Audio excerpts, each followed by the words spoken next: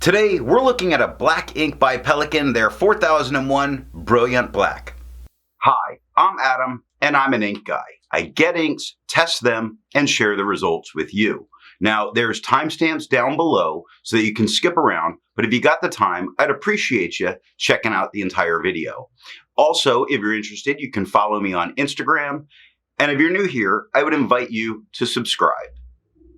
In order to make sure I have a range of experience with this ink, I do the writing samples. I then put the ink into this Pierre Cardin President with a medium nib, wrote with it for a day, and used it to take the notes for this video. In order to have a standardization in my writing samples, I always use Clairfontaine, Tomoe River, and Rhodia paper, although I do use more papers, and those will show up later in the video. Now, let's look at the writing sample. I picked this ink up in sample form, so it came in a vial like this, and to keep my writing samples consistent, I use a Jinhao 159 with a Goulet 1.1 stub, a Jinhao X450 with a Goulet medium, and a Jinhao X750 with a Goulet extra fine. Let's take a look at the Clairfontaine. No bleeding, no ghosting. The 1.1 is no feather spread, halo sheen, and it does have some shade spots, unfortunately. The K in the Pelikan is a bit darker. The line down from the 4 is a little darker. I don't like how it looks in the stub. I'm not going to beat up on it. Extra fine is a little darker than the stub with no feather spread, halo sheen, no shade in, 7 seconds to dry, still a gray. Medium is black, darker than everything else there. No feather spread, halo sheen, no shade, and 11 seconds to dry. Scrubby for both show, no color variation, and we didn't get it.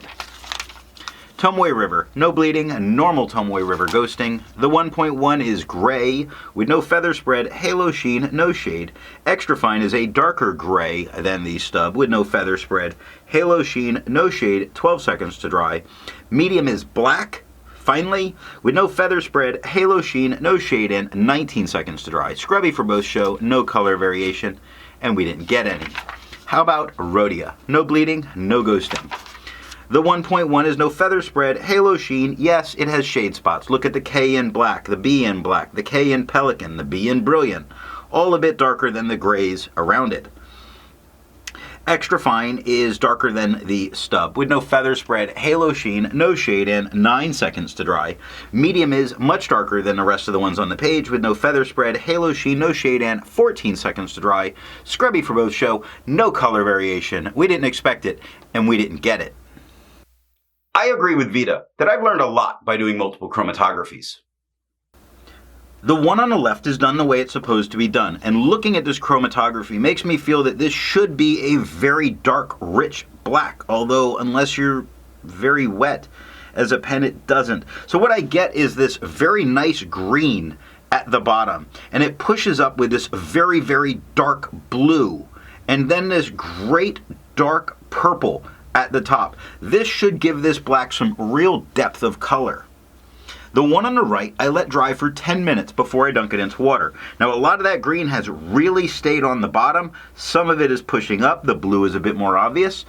The purple is a bit more obvious. But the big thing here is that second chromatography, the color that wants to stay.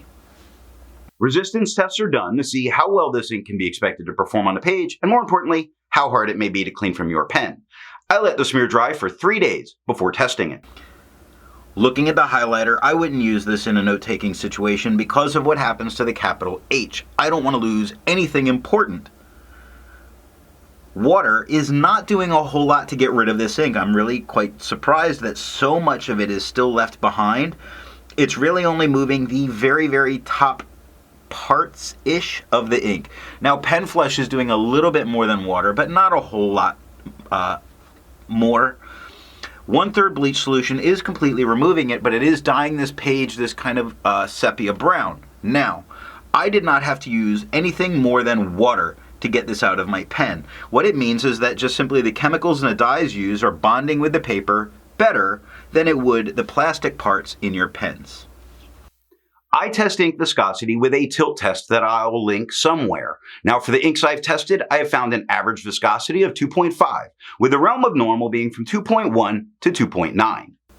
Pelikan 4001's Brillaint Black has a viscosity of 2.87, making this a normal ink. Higher side of normal, but normal.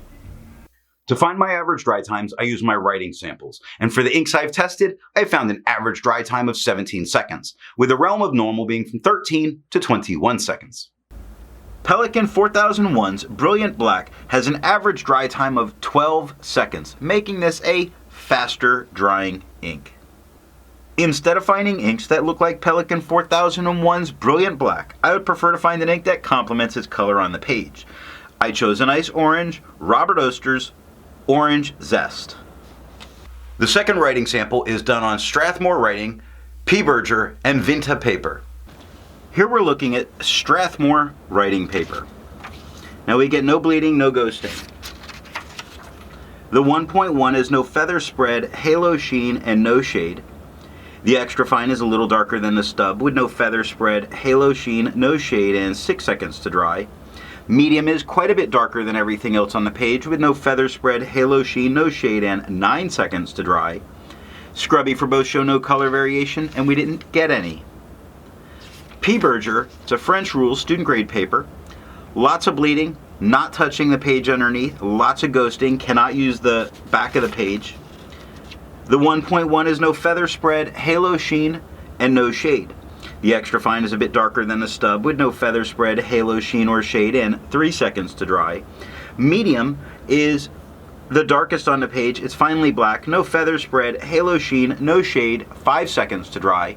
Scrubby for both show no color variation, and we're not getting it. Last up is Vinta notebooks. Hashtag the modern traveler, for whatever that is. This doesn't do too bad. No bleeding, no ghosting. That's a transfer from me being sloppy. The 1.1 is no feather spread, halo sheen, or shade. Extra fine is a little darker than a stub with no feather spread, halo sheen, no shade, and 5 seconds to dry. Medium is quite a bit darker than the extra fine with no feather spread, halo sheen, no shade, and 8 seconds to dry.